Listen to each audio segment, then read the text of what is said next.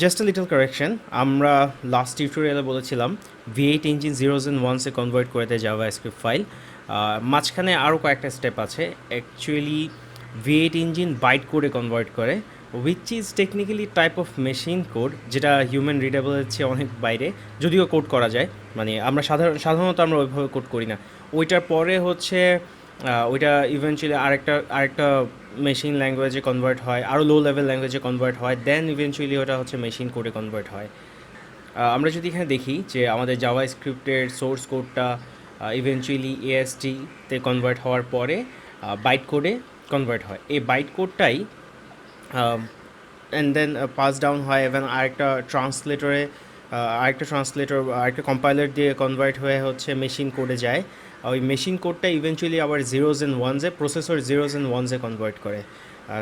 কারো যদি কনফিউশন থাকে, এই স্টেপগুলো বাদ দিয়েছি অ্যাকচুয়ালি বোঝানোর জন্য যে ইভেনচুয়ালি কী হয়, ডিরেক্ট যে জাভা স্ক্রিপ্ট কোডটাই রান করে না সেটা বোঝানোর জন্য বলেছিলাম, বাট পরে মনে হলে এটাও মেনশন করা উচিত।